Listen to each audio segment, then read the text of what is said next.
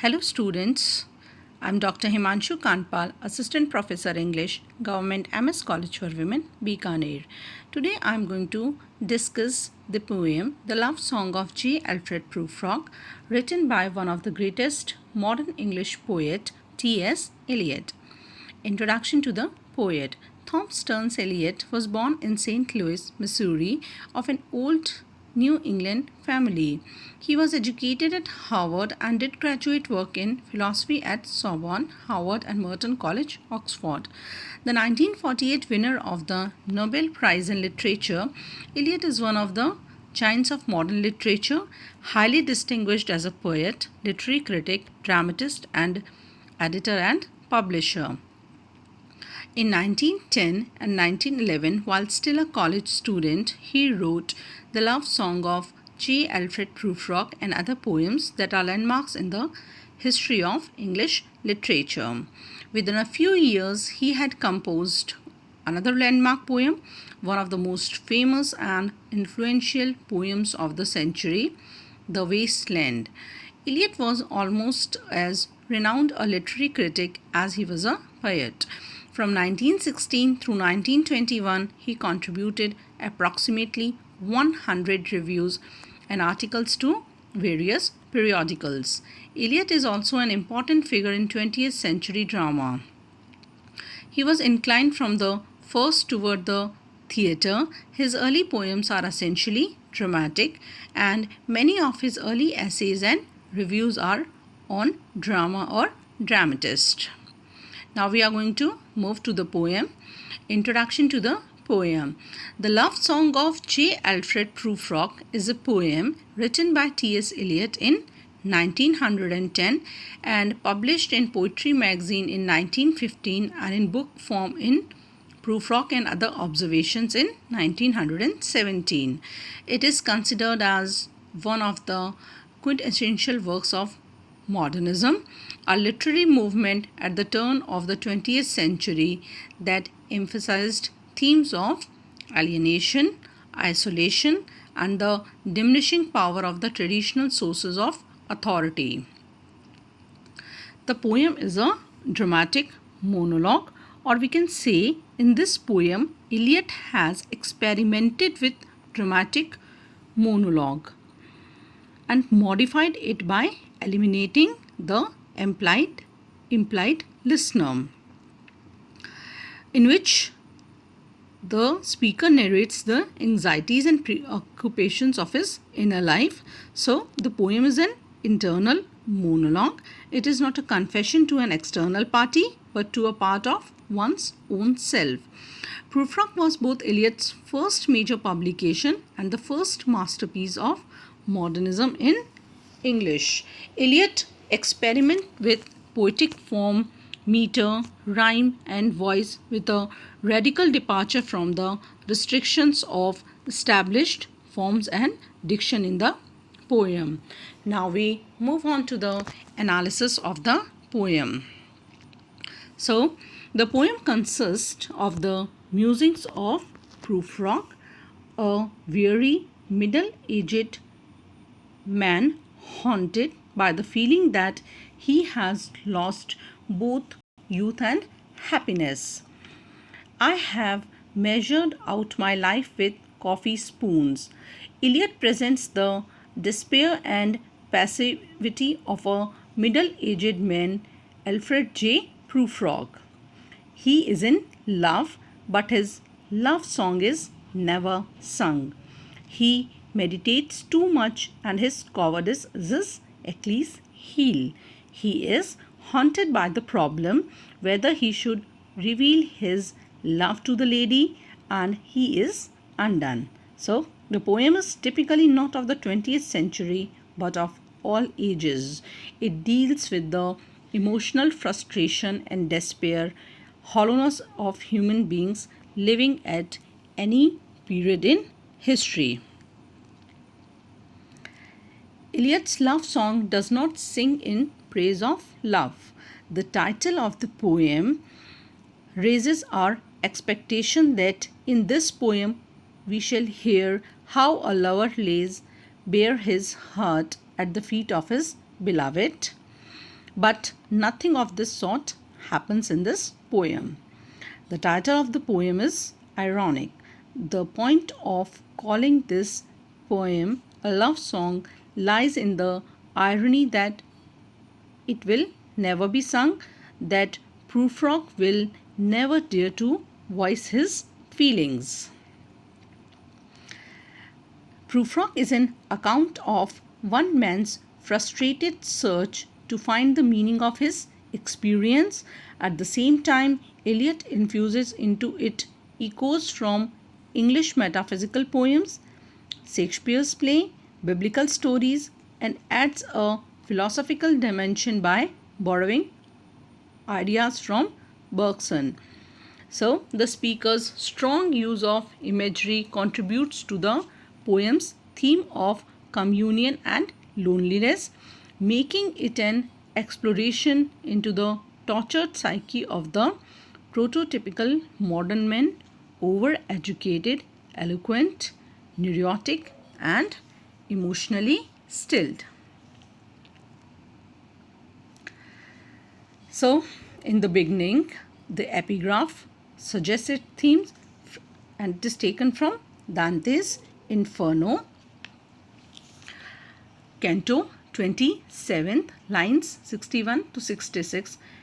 It actually points out the confinement of Prufrock's divided self, which makes him unable to free from overwhelming fear and inhibitions. The epigraph suggests a confession, but in which there is something which ought to be hidden from us. Dante has encountered in hell a character called Guido di Montefeltro, who asks him for the news of Italy, which Dante gives.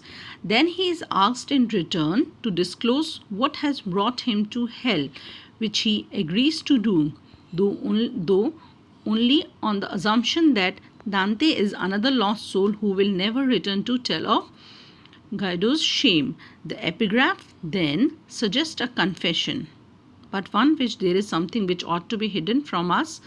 The confession is made under the impression that Dante himself has come there after the death and cannot go back to the earth to betray his secrets. The words spoken by him form the epigraph. And the literal translation is that if I thought that my reply would be someone who would return to earth, this flame would remain without further movement. But as no one has ever returned alive from this gulf, if what I hear is true, I can answer you with no fear of infamy. So one of the writers analyzed the epigraph and writes that there are 3 points to be established at once at the beginning of the poem. First, the parallelism between Guido and Prufrock, who are both conscious of their insidious intent but do not want to share it with others to avoid infamy. Second parallelism between is life in Inferno and life in modern city, life of sterile suffering, of monotonous boredom and unrelieved imprisonment.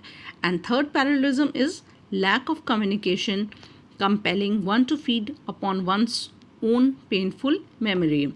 So, in the beginning, the epigraph makes it perfectly clear that the poem is not a dramatic monologue, but an internal monologue, not a confession to an external party, but to a part of one's own self.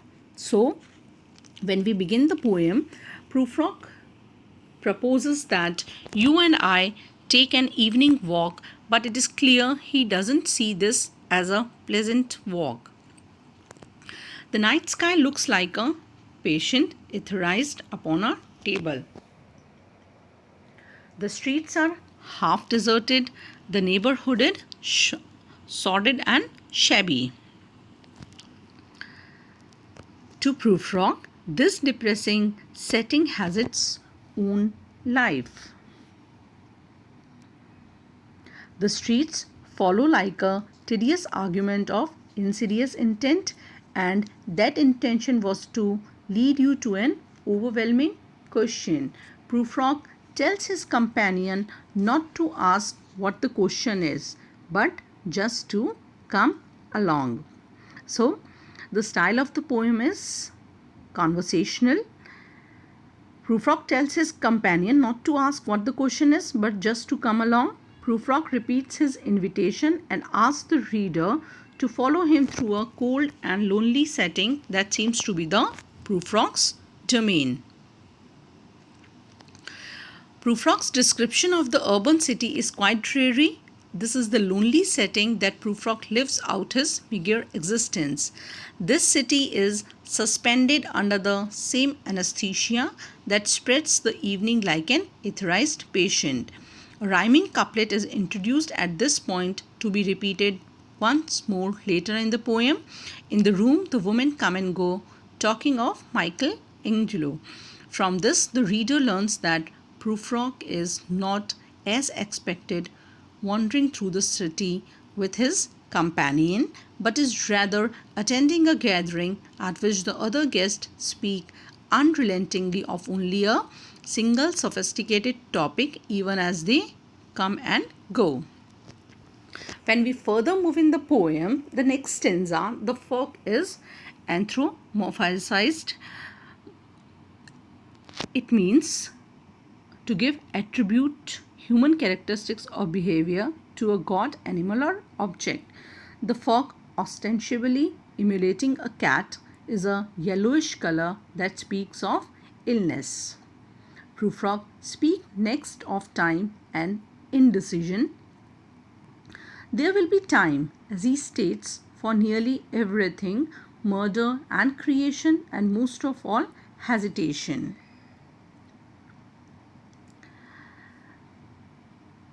The line about the women who come and go is repeated once more to emphasize its importance and ground the reader in Prufrock's actual surroundings, and then imagine setting morphs into gathering.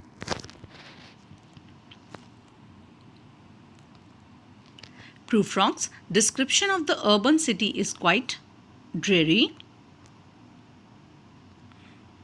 Prufrock worries about his physical appearance and manner of dress, his bald spot and the thin limbs and necktie, rich and modest, and imagines that the women will gossip about him as he turns away in fear and descends the stairs. His indecision is pronounced in this stanza. He asks himself, "Do I dare disturb the universe?" In the next three stanzas of the poem, the phrases "known them all" and "should I presume" are repeated 3 times, as though to emphasize that he has no right to propose anything of a woman. His loneliness and isolation are clear in this passage, as in the depth of his self-loathing, Prufrock believes himself no better than a lowly crustacean scuttling across the ocean depths. He then contemplates just how he can force the moment to its crisis. Prufrock compares himself to John the Baptist. Greatness eludes him. As he knows well, Prufrock succumbs once more to fear. He questions if it even would have been worth it had he worked up the strength to ask, would it have been worthwhile to have bitten off the matter with a smile? But he cannot imagine that she should say yes to his advances, and finishes the fantasy with her rejection. This is not what I meant at all. This is not it at all. Prufrock seems to be addressing a potential lover with whom he would like to force the moment to its crisis by somehow consummating their relationship. But his mind goes through visions and revisions, and he hesitates in making the desired move. But Prufrock knows too much of life to dare an approach to the women. In his mind, he hears the comments others make about his inadequacies, and he chides himself for presuming emotional interaction could be possible at all. Finally, Prufrock dwells on the fact that he is aging and likely to spend his life alone without ever changing his hesitating habits. Romanticizing the concept, he imagines mermaids along the beach he walks upon. They sing each to each, but not to him, symbolizing the siren call of romance. In the end of the poem, he groups himself with the mermaids. When human voices wake him, both he and the mermaids drown. So we can conclude the poem by saying that this poem is an investigation of the disturbed consciousness of the typical modern man who is overeducated, powerful, anxious, and emotionally artificial. At every moment in the poem, one is reminded of the unheroic and timid nature of the man whose stream of consciousness is portrayed in the poem. The speaker of the poem, Prufrock, is addressing a lover with whom he would like to somehow consummate their relationship, but he cannot dare an approach to the woman. He starts hearing the remarks other makes about his weaknesses. He becomes conscious of his growing age and unkempt clothing. He really thinks of himself and cannot enjoy even a peach. He does not have the courage to do anything in life except thinking and thinking. At the end of the poem, he hears the mermaids singing for each other and he surely knows they won't sing to him.